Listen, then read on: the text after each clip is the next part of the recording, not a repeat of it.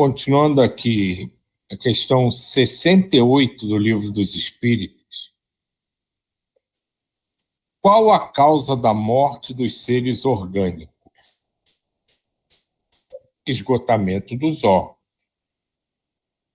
E a pergunta se desdobra.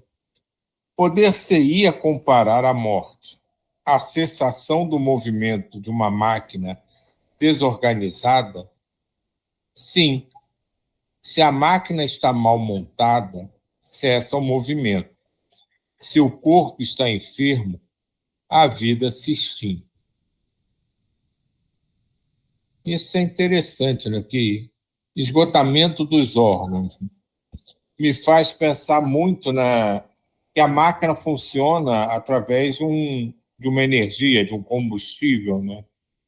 E se ela dá defeito nos seus componentes, ela quebra e não funciona mais. Ou, se ela não quebra, ela foi bem cuidada, teve manutenção, se você cortar a fonte de energia, de combustível que faz ela funcionar, ela também cessa o seu movimento, cessa a sua vida, se assim a gente pode dizer. E é aquela relação que a gente vem aprendendo, né, com o fluido vital, com a energia vital, que se a gente não contribui para a quebra da nossa máquina, do nosso corpo, ele funciona até que a sua energia acaba. É aquela ideia da vela que se consome totalmente, ou da pilha que usa até o último pedacinho de energia que ela tem para se extinguir. E assim a gente funciona. Nós, quando encarnamos, né, que unimos o nosso espírito a um corpo, esse corpo está impregnado de energia sutil, de fluido vital, que é a energia que faz ele se movimentar e viver. E quando essa energia acaba, o espírito se desliga do corpo, que não tem mais condição de viver. E se nós destruímos esse corpo, nós quebramos as peças da máquina, ele para de funcionar antes do tempo.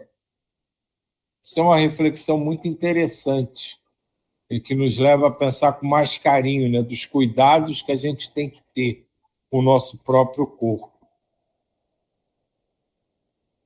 E é interessante, tá ouvindo?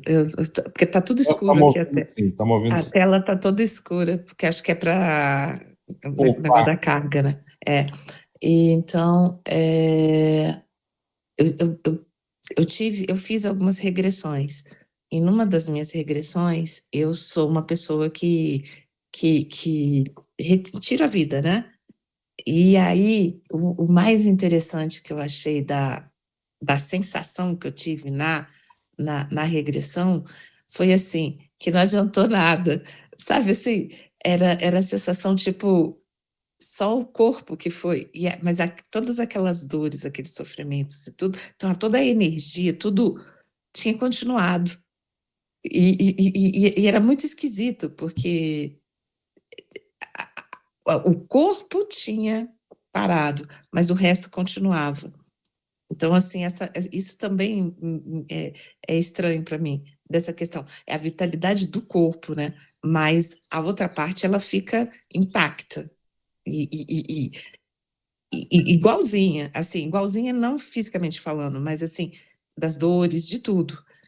E era uma sensação muito estranha, porque era assim, era eu vendo o chão, as pedras, os paralelepípedos, assim, e eu caminhando, e mesmo assim, não adiantou nada. É tudo igual, é tudo igual. Era muito é muito interessante isso. Jair? Olha só que coisa interessante, pegando esse gancho da Diva, aquilo que nós já comentamos, que HD que nós temos, tudo que ela acabou de descrever é o sentimento, as sensações, a tua visão, a cor, o cheiro, o teu desespero, tudo que você queira falar fica impregnado na gente. É uma coisa fantástica. E aí, no caso das regressões, como foi no meu caso que foi foi por desdobramento através do sono, vem porque nada é por acaso, né? A gente já sabe disso, que não existe, vamos fazer testes, experimentos, não. É tudo para a educação do ser que está envolvido nessa situação. Então, para mim, foi toda uma educação no sentido de ter todas as respostas do que eu sou hoje em dia. Todos os problemas que eu tenho, tudo que aconteceu na minha vida, que eu fazia as perguntas e então obtinha respostas. As respostas vinham através do mentor espiritual me orientando, ou se não, através dos desdobramentos de vidas passadas. É só isso que eu queria falar.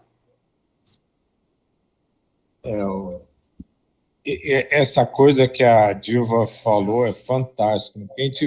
Você vê isso no livro, né? Que descreve, né, que alguns espíritos que tiveram ou morte natural ou se suicidaram, não importa. Demonstra uma certa angústia, justamente isso que ela está falando, que você toma uma atitude drástica dessa e aí abre os olhos, mas não acabou? Está continuando? Dá até, sei lá, uma sensação de me enganar. É estranho. Não, e você vê um relato assim real, não, porque lendo o livro a gente crê, a gente acredita, entende e tal, mas você vê um relato real, você vivenciar isso, é um outro patamar de conhecimento. Não é só uma informação que te passaram, é que você viveu. Então, não tem como ter dúvida do que está dito ali. E isso eu acho muito bacana. Quando alguém tem a oportunidade de vivenciar uma experiência que, no nosso estágio atual, né, de encarnatório, é só teórica. A gente lê, como a gente acredita no mundo espiritual, na vida após a morte, tudo, a gente aceita aquilo tranquilamente. Mas você vivenciar e lembrar dessa vivência, isso é um outro patamar de convicção, de credibilidade que você atribui à sua própria existência. E isso é, para mim, uma coisa além do fantástico.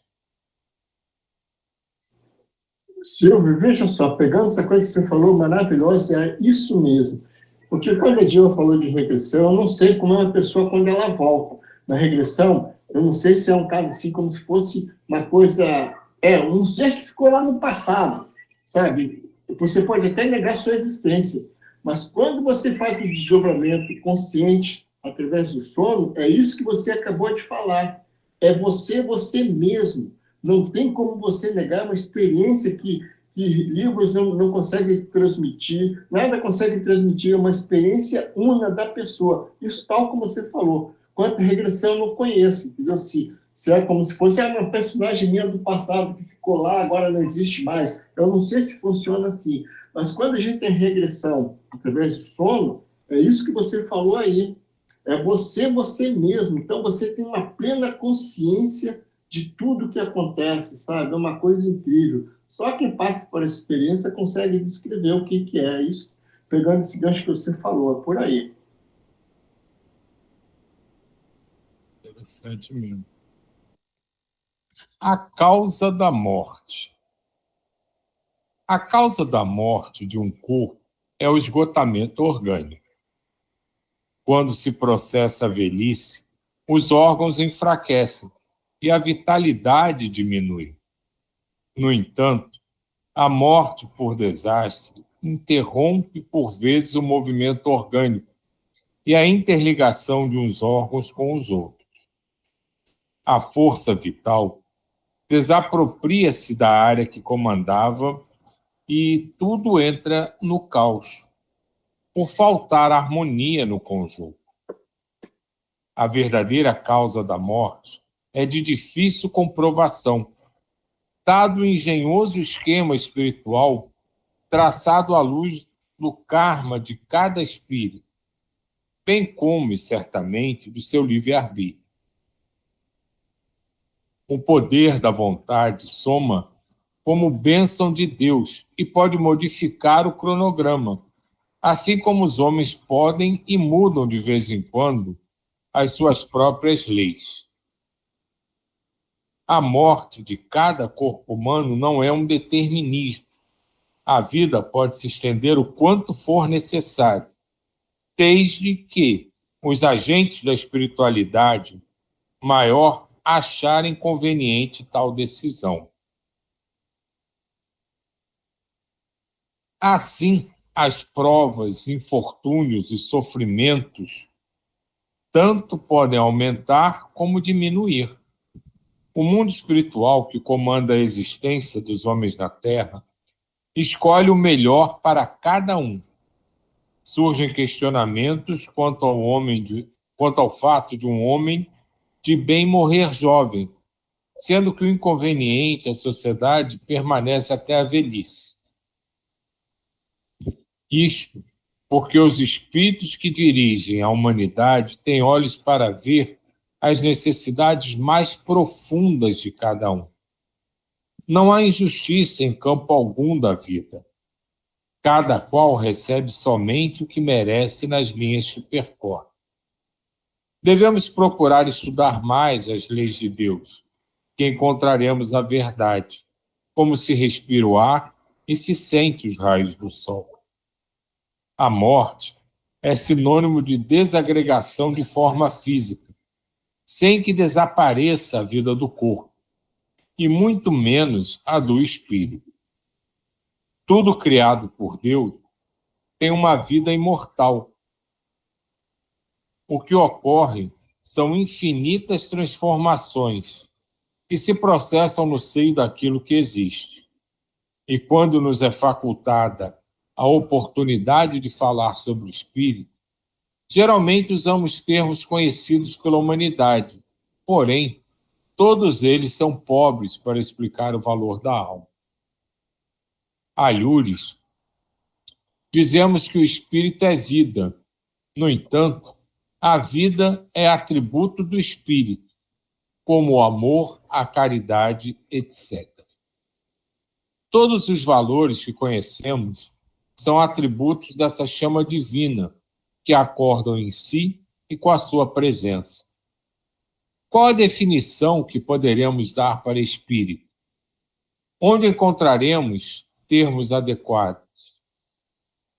A pobreza da linguagem nos enfraquece a razão. Sentimos o que é o espírito sem ter condição de descrever o que realmente ele é. Por aí, pode-se deduzir o que Deus representa para nós e as dificuldades que temos para falar sobre o soberano Senhor.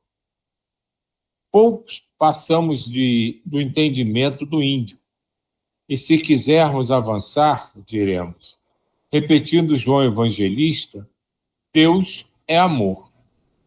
E com mais propriedade repetiremos Jesus quando nos ensina, Pai nosso que estás nos céus.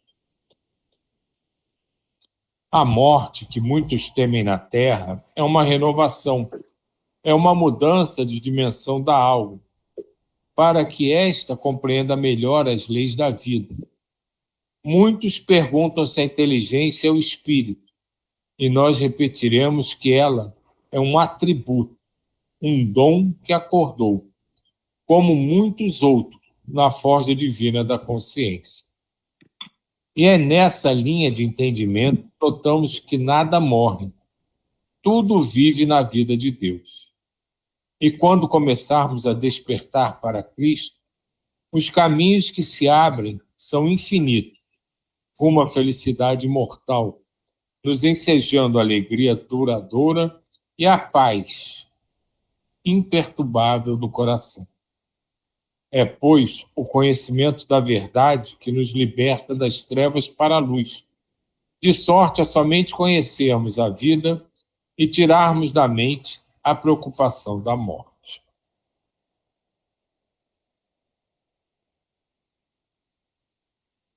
É interessante quando ele diz que nós somos imortais, né, aqui em cima no texto, e que a vida pode ser prolongada de acordo com a necessidade que a espiritualidade perceber, né?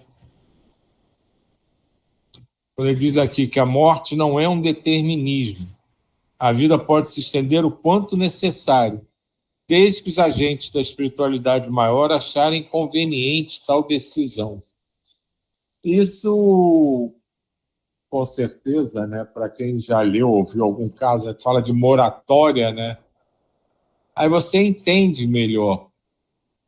Porque quando a gente dá passe, né, a intenção é o quê? Você jogar fluidos em direção daquele indivíduo que necessita, para que aqueles fluidos possam modificar, né, a estrutura dele, mental ou física.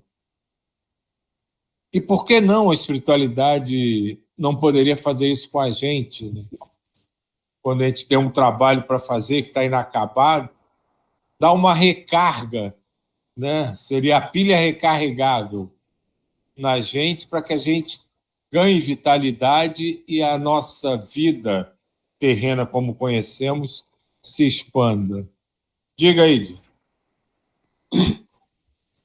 Veja só, Silvio, pegando esse gancho que você falou, que eu também estava pensando, que a morte não é um determinismo, desde que os agentes da espiritualidade maior achem conveniente tal decisão. Assim, as provas, infortúnios e sofrimentos, tanto pode aumentar como diminuir. Veja só quantas variáveis tem aí. Veja a dimensão desses espíritos para fazer todo esse arcabouço para cada um de nós. São bilhões de seres. Veja que matriz de equação matemática que não seria isso. Isso tudo, uma vez, eu estava aqui, aí me falaram, me mostrou, né, aquela pergunta 459, de que os espíritos influem sobre os nossos pensamentos e sobre nossas ações. Tudo isso, para mim, já começa a ver tudo baseado nessa pergunta, sabe?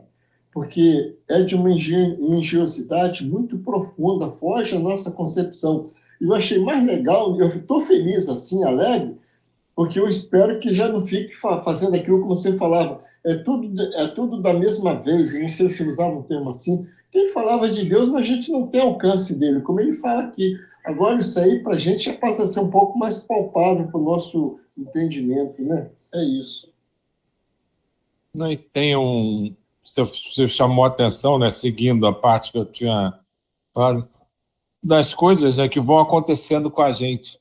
E aí a gente entende a importância de como lidar com essas situações, né?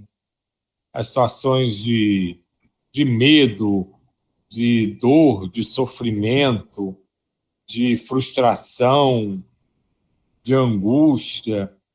Então, como a gente lida com todas as situações que vão acontecendo durante a nossa jornada, como isso repercute em cada um de nós, né? Quando ele fala aqui que tudo isso vai acontecendo e elas podem aumentar ou diminuir a nossa vida, faz a gente pensar profundamente nisso, né? A forma com que a gente enfrenta as situações adversas, criadas ou não por nós mesmos, ou pelos amigos espirituais que acham importante que a gente enfrente determinada dificuldade, ou alegria até também, repercute até na nossa saúde, digamos assim, físico-espiritual, na nossa própria energia. Isso pode levar a uma vida plena mais longa, ou uma vida mais angustiada, mais curta. Diga, Jay. Olha só que coisa interessante, veio quase no final do último parágrafo. Deixa eu ver aqui.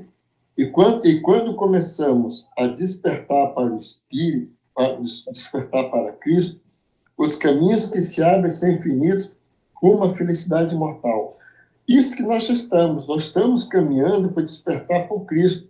E aí o que acontece? Esses caminhos que se abrem são essas infinitas perguntas que a gente fica questionando. Isso é legal, que a gente consegue debater entre a gente, porque cada um tem seu ponto de vista e cada um também recebe a inspiração do seu próprio mentor, que também nos ajuda. Porque, veja só, tudo não se resume no mundo lá fora. Pecado, pecado, pecado, céu, inferno, sabe? Isso aí já, como ele fala, despertar para o Cristo. Esse despertar nos leva a uma outra configuração, como ele fala que abre caminhos infinitos, porque a gente já tem a noção de que nós estamos caminhando para a angelitude, para o Cristo planetário, para tudo isso, coisa que é impossível no pensamento de bilhões de seres. É só isso que eu queria falar. Eu vendo vocês falando aí, eu penso o seguinte, assim, veio à mente a necessidade realmente do esquecimento, né, nas reencarnações, porque, assim, do mesmo... outro dia a gente estava falando aqui, né, sobre essa questão de estatisticamente, estão dizendo que o primeiro ser humano a viver 150 anos sobre a Terra já está encarnado. E aí, eu brincando, falando com os alunos, falando com as pessoas, eu falo, aí as pessoas ficam assim, não quero não, não quero não. Ninguém quer, quando pensa em termos de 150 anos, muita gente não está querendo passar pela experiência por causa do que você falou, dessas coisas, de como lidar com dores, como lidar com frustrações, as dificuldades, todas essas coisas que a gente fica, alegrias, tristezas, essas coisas que a gente tem. E aí eu penso o seguinte, quando a gente tá lá no mundo espiritual, né? A gente desencarnou, aí tá de boa, vamos dizer que a gente já tá numa situação melhorzinha, ou mais, sei lá, mais com uma melhor compreensão, alguma coisa assim, se a gente volta com memória, muita memória, não dá vontade de ficar aqui, realmente dá vontade de voltar para ir embora de novo. E isso eu me questiono muito, sabia, sobre essa questão de que essa memória às vezes venha e cause uma certa angústia, porque todo mundo, eu vejo muita gente, jovem, velho, todo mundo falando dessa angústia de achar que não está no local, que tem um outro local, que existe um local melhor, essas coisas, essas que a gente sabe que existe, pelo menos eu acredito. Mas a gente fica nessa ânsia. E, ao mesmo tempo, aí essa certeza de que a gente tem que ficar até o final para gastar toda essa energia, porque senão vai dar ruim. Então, a perda da memória, vamos dizer assim, em reencarnatória, ela é muito importante. Me veio isso agora. Chega de jeito. Veja só, pegando esse gancho que a Ativa acabou de falar aí, e pegando aquilo que o Silvio falou da vivência, quando a gente tem esses dobramentos, olha só o que ele fala aqui. Devemos procurar estudar, eu botaria assim, devemos procurar estudar e compreender que as leis de Deus, devemos estudar, desculpa, devemos procurar estudar mais as leis de Deus e encontraremos a verdade. Como se respira o ar e se sente os raios do sol. Como se respira o ar e se sente os raios do sol, é a consciência que a gente fica da nossa vida no passado e temos presentes. Então, tudo isso vai de conta com o que o Silvio falou há pouco tempo e que a Diva acabou de falar aí. Diva, só vem para a gente o que é para vir, entende? E essa coisa das pessoas que vão durar 150 anos, não se esqueça, que a gente não deve esquecer, que a medicina está evoluindo para uma medicina holística. Tu vê o exemplo do Silvio e a Sânia, que são médicos, mas estão na religião espírita, kardecista, seja lá o que você queira falar. Então já tem uma vivência espiritual e sabe que além desse corpo, existe um outro corpo. E aí ele não está sozinho, existe uma legião de espíritos, de médicos espíritas, médicos que têm essa ligação com o plano espiritual, que vai ser a medicina holística que está caminhando para os nossos filhos, para os seus netos, serão isso, entendeu? Não é aquela coisa compartamentalizada como era antigamente, a medicina afastada do espiritismo, da religião, seja lá o que você queira falar. Já está tendo integração em virtude dessas pessoas que estão encarnando. Tá? É só isso que eu queria falar. Eu acho que um pouco desse medo que a Diva estava falando é porque hoje a gente ainda associa a velhice com decrepitude. que a gente vê, né, a maioria dos nossos idosos, atualmente, ainda desenvolve uma falência, se a gente pode chamar assim, dos órgãos muito evidente, né? Então, a pessoa fica limitada, não anda, perde a memória. Então, quando tu pergunta para alguém que ainda está rígido, que vê a pessoa raros ainda chegam aos 100 anos só, numa forma assim que ele acha deprimente, não tem mais saúde, praticamente não vive. Tantas pessoas, casos que a gente sabe de pessoas que têm idade avançada, mas no final já estão com demência, já estão com um monte de problemas, que passam os últimos anos como uma planta, né, que precisa só ser regada. Aí as pessoas não querem isso. Mas aí, como diz o Djair, pegando o gancho do Djair, a evolução vai ser completa, não apenas na extensão dos anos de vida. A qualidade de vida vai ser muito melhor. Então, provavelmente, quando todo mundo estiver vivendo 150 anos, as pessoas com 100 anos vão ser mais ou menos assim da saúde, né, entre aspas, da qualidade de vida das atuais com 50. Então, essa coisa precisa ser trabalhada. As pessoas têm que deixar de achar que viver mais até 150 anos vai ter pior ainda, vai ficar mais tempo caquético, mais tempo demente, mais tempo dependendo dos outros. Então, essa ideia que a gente tem agora ainda de juventude, vida ativa e velhice, ela vai se transformar também. E o próximo patamar é 150 anos. Mas quando já tiver todo mundo vivendo 150 anos, o patamar vai ser outro, sei lá, cada um vai viver 300 anos. Aí a gente cai naqueles filmes de ficção científica que a gente vê, que a pessoa parece que tem 30, quando diz, não, tenho 2000 e não sei quantos anos. É absurdo? Não, é tudo questão evolutiva. Mas... Como ele diz aqui, pode dizer. Não, desculpa, mas a minha dúvida é o seguinte, não é só o aspecto... É porque eu me lembro, assim, uma passagem rápida, quando uma vez meu pai na família, e meu pai sentado já mais idoso, e vendo toda a família se reunida e tudo, tal, e ele virou, eu sentada do lado dele, bem mais nova e tudo, ele vira e fala assim, tudo se repete, tudo é igual, nada muda muito. Aí, mas ele olhando os mais jovens, né? E aí a sensação, eu olhava a cena e depois agora eu vejo assim, como que a gente... Essa questão evolutiva do espírito é muito importante para esse tempo também de corpo físico, porque senão a gente vê as repetições de frustrações, as mesmas frustrações, você faz a mesma coisa errada, você faz uma coisa errada hoje aqui, se dá mal e tudo, daqui a algum tempo você está fazendo errado, tá? E a gente vê as pessoas muito sofridas, né? As pessoas estão muito, todo mundo fala, a vida é muito difícil, é muita dor, é muito difícil, todo mundo quando você fala, muita gente fala isso, e imagina viver 150 anos, acho que as pessoas estão com muito medo disso, das dores e dos sofrimentos, mais... que as dores físicas, eu estou falando das dores morais mesmo, talvez. Pode ser.